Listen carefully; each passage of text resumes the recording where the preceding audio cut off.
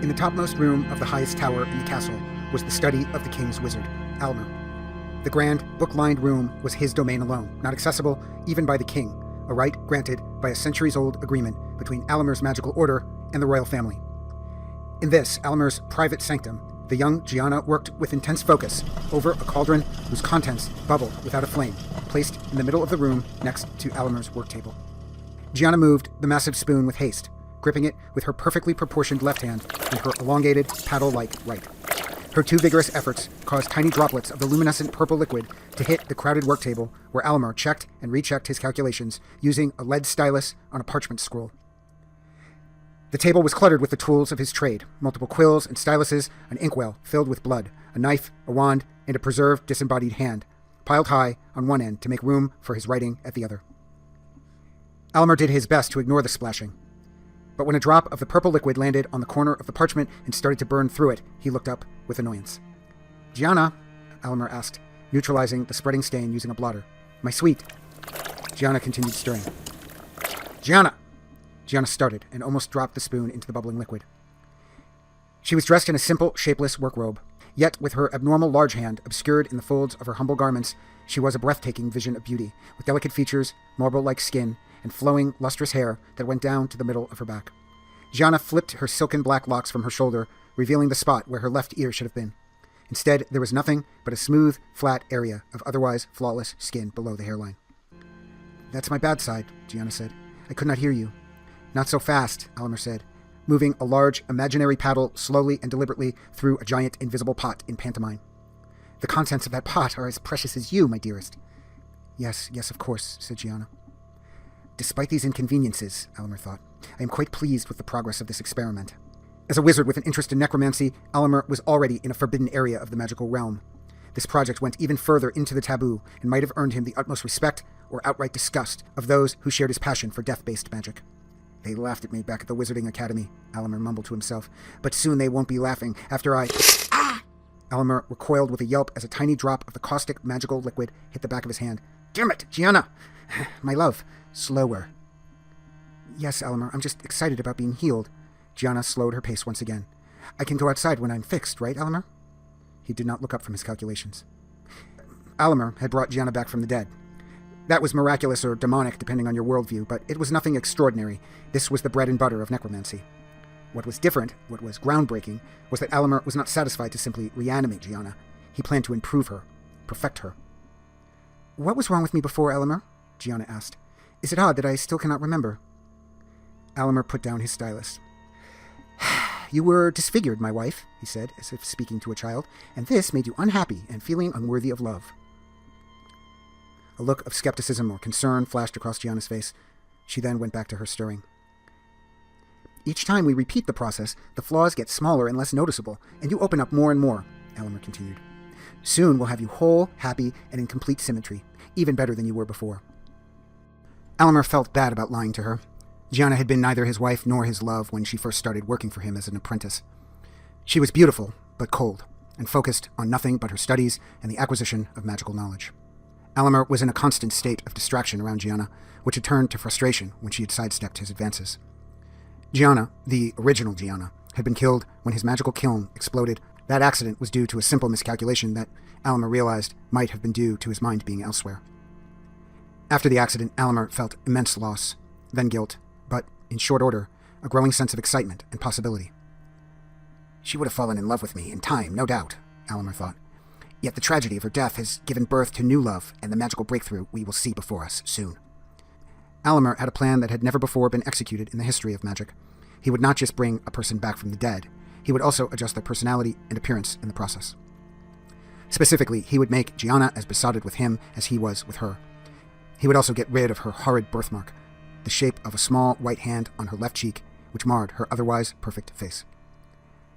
To be sure, the process required several rare magical elements and potions. It cost a fortune, his entire fortune, to revive her. He was quite disappointed after the reanimated Gianna, with her perfect face, unblemished by any mark, and with eyes full of love for Almer, had emerged from the cauldron. That was because Gianna had no left leg, and had a right finger about 4 times normal length. Almer was encouraged by the results. After all, he had eliminated the beauty mark and kindled the fire of love in his copy's heart. These were breakthroughs. Still, he wasn't going to spend the rest of his days with a one-legged Gianna with a pole-like finger. And, unfortunately, he did not have the resources to redo the experiment from scratch. Since then, he made many attempts to correct the errors. All resulted in Giannas with faces of flawless beauty who professed their love for him, yet all were missing something and had too much of something else. "Is the preparation almost ready?" asked Gianna. "Yes, my love," said Alimer. "We are almost ready to heal you." Alimer made the final incantations, causing the luminescent liquid in the cauldron to turn from purple to a jet black with flecks of gold that somehow threw bright silver light across the room. "Please stop stirring," said Alimer. Gianna put the spoon down. "At this point, you must look deep into the cauldron, Gianna. Look as long and as hard as you can. Then, when all you can see is the light, close your eyes," Alimer said, as he started slipping on a cloak of heavy, coarse fabric. The cloak covered his entire body with gloves sewn into the ends of the sleeves, and had a face covering with eye holes. "I'm looking," Gianna said. She was quivering and tears were running down her cheeks. "It's hard to keep staring, it's so bright." "There's no reason to fear. Look as long as you can." "I must close my eyes," she said finally. Alimer walked up behind her, moving slowly and carefully because of the extra weight of the cloak and his diminished field of view. Alimer put his hand gently on her shoulder. "Excellent," he said. In one practice motion, he gripped her robe with the hand on her shoulder as he bent down and grabbed an ankle with the other. Then, before Gianna could react, he flipped her over, dumping her headfirst into the cauldron. Alimer winced at her screams of pain or rage, then sighed as he watched Gianna's final struggles before dissolving into the black liquid. Alimer would have preferred to avoid this part of the process.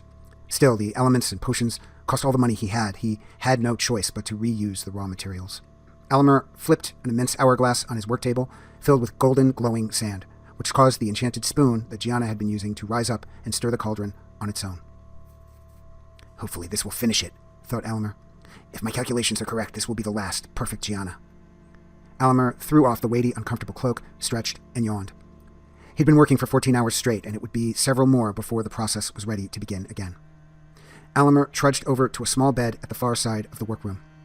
Without bothering to remove his clothes, he fell into bed and, moments later, a deep slumber. He was awakened by the sight of Gianna, a new Gianna, leaning over the bed, her beautiful, flawless face just inches from his own. "I must have overslept," he said, raising himself up on the bed in an instant.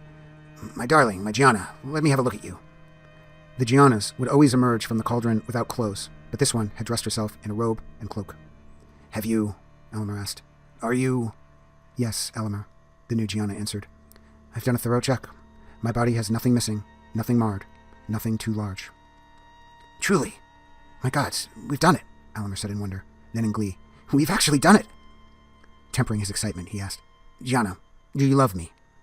"Yes," said Gianna, repeating her usual reply. "I love you, Alimer. I would rather die than lose you to another." "Unbelievable!" Alimer marveled. "I see you grabbed a robe. Were you cold, my darling?" "I read your scroll while you slept," said Gianna. She turned and busied herself by straightening up Alimer's work table. "I am the 43rd copy, am I not?" Alimer was momentarily struck dumb. The other Giannas had not shown the same curiosity about his work that their progenitor had. They hadn't read his scrolls or dressed or done anything without his permission. Alimer looked at Gianna with concern as she continued to tidy up his workspace. "You need not concern yourself with that," said Alimer. "You are the true Gianna, better than the original. The others who came before you were just flawed imitations." "I'm very concerned," said Gianna, walking towards Alimer. "If you discover that I have any flaws, you will replace me with another, will you not?" Is that a tone of anger or fear? He thought. Thankfully, I can now be truthful in putting her at ease. "You have no need for concern. You're perfect. You have no flaws. We have no reason to ever repeat the process of healing." Alimer caught himself mid-lie. He stood up and walked over to her, then put his hands softly on her shoulders. "We need never create another Gianna." She looked down at the floor and sighed. In one smooth movement, she took the knife she had removed from the work table out of the sleeve of her robe. Then she thrust it to the hilt into Alimer's stomach. "Ugh!" Alimer's grunt was one of surprise more than suffering or horror. "Your magic was brilliant, Alimer, but you missed something in your calculations," Gianna said, her tone even and calm. "All the copies you created were going to be flawed. If you add something fundamentally new to a person when you reanimate them, something else needs to get smaller. If you take something away, something else grows to fill that empty space." Gianna withdrew the knife, and Alimer stood in shock for a moment. Alimer covered his wound with both hands, then stutter-stepped back to sit down on the bed. He misjudged the distance and landed hard on his backside with a groan. He leaned back against the frame, then lifted his hands to peek at the wound. He made a small shriek, then put both hands over the angry opening to staunch the flow of blood. "But you're perfect, Gianna," said Alimer, who was now having trouble breathing. "Perfect! Nothing is missing or too large." "Not so," said Gianna, looking down at the bloody knife. "You added love, which I never had and would never have for you. So in turn, I'm missing something very important." Gianna strode over to Alimer and crouched in front of him. She put her hand softly, lovingly, on his cheek, and then she stabbed Alimer again, just below the spot where the top of his large belly transitioned to his rib cage. This time, she left it in, and turned the knife, slowly, making him scream, despite his ebbing strength. "I am missing empathy, my dearest," Gianna said, looking into Alimer's fading eyes. "You also removed my beauty mark, the only gift from my dead mother." Gianna leaned close at the now helpless Alimer as he struggled through his last few cycles of breath. "And so, I have gained an overdeveloped sense of vengeance." But, Alimer spoke softly, slowly, just above a whisper now. "But you love me. You love me, Gianna. You said you would rather die than lose you to another. Yes, that would break my heart," Gianna rejoined. "But since I'm flawed, there would have to be another. There would always be another, yes? And so I have already lost you. But not if you die, Alimer. It will break my heart, but if you die, I keep you forever." Gianna watched as Alimer seemed to deflate a bit like a leaky wineskin, then quiver like a jelly. A few moments later, his body stopped moving, and his head lolled to the side as he gazed, relaxed now, at nothing. Gianna grabbed Alimer's hair and pulled his face towards hers so she could inspect him. She felt a momentary pang of something more like regret than sadness, not at losing this disgusting man, but for losing a deep and boundless love. She decided she would strive to love again, a love she could keep in her heart forever, like the one she had with Alimer. Looking at the reflection of her perfect face in his eyes, Gianna also felt the excitement of possibility. Now she was a soul untethered by feelings or attachment, in a form free of physical imperfection. Bound together, she was now more beautiful and terrible than anything the earth could offer.